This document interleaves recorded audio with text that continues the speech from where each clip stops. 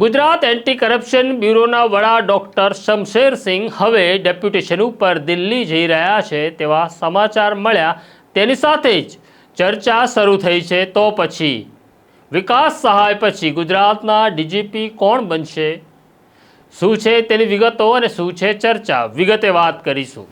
વૈષ્ણવજન તો તેને કહીએ જે પીડ પરાઈ જાનાને રે।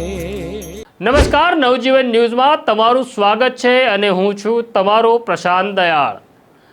કોઈ પણ આઈપીએસ અધિકારી હોય, જ્યારે તે જુનિયર આઈપીએસ અધિકારી તરીકે જોડાય છે ત્યારે તેના મનની સૌથી મોટી તમન્ના હોય છે કે હું મારા રાજ્યના પોલીસ વડા તરીકે બેસું। બહુ સ્વાભાવિક આ ઈચ્છા હોવી। હવે ઘટના એવી છે કે ડોક્ટર શમશેરસિંહને ગુજરાત સરકારે પ્રતિનિયુક્તિ ઉપર મોકલવાનો નિર્ણય કર્યો છે। સામાન્ય સંજોગોમાં એવું હોય છે કે પ્રતિનિયુક્તિ પર જવા માટે જે અધિકારી જવા ઈચ્છતા હોય તેમની મંજૂરી લેવામાં આવતી હોય છે, તેમને પૂછવામાં આવતું હોય છે। પણ અમારી જાણકારી એવી છે કે ડોક્ટર સિંહને પ્રતિનિયુક્તિ પર મોકલતા પહેલાં તેમને સરકારે પૂછ્યું નથી। સરકાર કેમ આવું કરી રહી છે? સરકાર કોઈ યુક્તિ પ્રયુક્તિ કરી રહી છે કે સરકાર શોખથી મારી રહી છે તે કહેવું મુશ્કેલ છે, પણ આ તારીખો અને આ આંકડા સમજવા જરૂરી છે।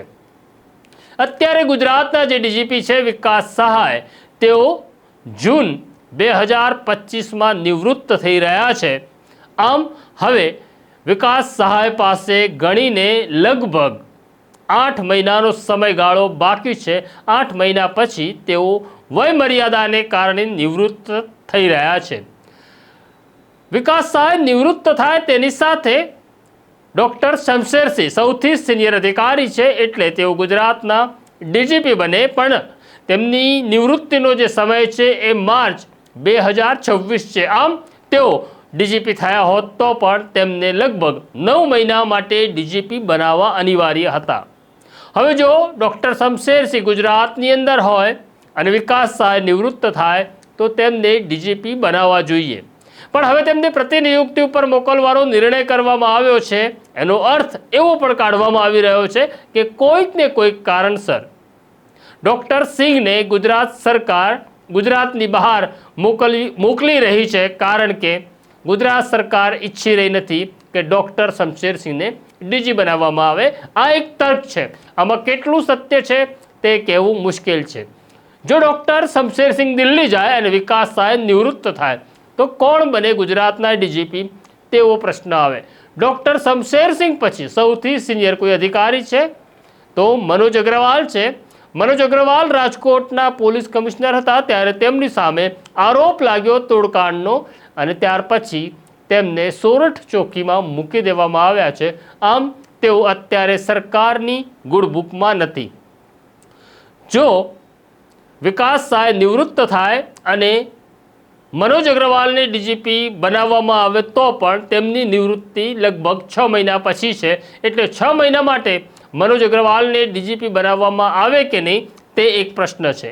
જો મનોજ અગ્રવાલને ડીજીપી બનાવવામાં ન આવે તો તેમના પછી સૌથી સિનિયર અધિકારીઓમાં આવે છે ગુજરાતની જેલોના વડા ડીજીપી ડોક્ટર KLN રાવ। તેમની નિવૃત્તિ 2027માં છે, એટલે વિકાસ સહાયની નિવૃત્તિ પછી જો તેમને ડીજીપી બનાવવામાં આવે તો તેમનો કાર્યકાળ 2 વર્ષનો ડીજીપી તરીકે રહે।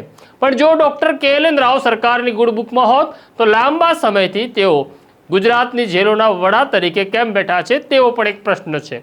જો ડોક્ટર KLN રાવને પણ ડોક્ટર શમશેરસિંહની જેમ ડેપ્યુટેશન ઉપર ગુજરાત બહાર મોકલી દેવામાં આવે તો ગુજરાતના ડીજીપી તરીકે અમદાવાદના પોલીસ કમિશનર GS મલિકની શક્યતા વધારે છે। જો કે હજી તેમની નિવૃત્તિનો સમય લાંબો છે, એટલે કે તેઓ 2028માં નિવૃત્ત થઈ રહ્યા છે, એટલે તેઓ 2025 જૂન 2025માં ડીજીપી બને તો તેમને લગભગ 3 વર્ષનો ગાળો ડીજીપી તરીકે મળે। ગુજરાતના ડીજીપી કોણ બને, એટલે કોઈ પણ રાજ્યના ડીજીપી કોણ બને તે સરકારની ગુડબુકમાં હોય એ અધિકારી અનિવાર્ય છે। જોઈએ શું થાય છે।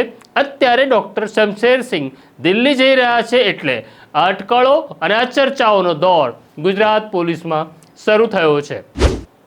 તો આ પ્રકારની સ્ટોરીઓ જોવા માટે નવજીવન ન્યૂઝ જોતા રહો, લાઈક કરો, શેર કરો, અમારું બેલ આઇકોન દબાવો. નમસ્કાર. વૈષ્ણવજન તો તેને કહીએ જે પીડ પર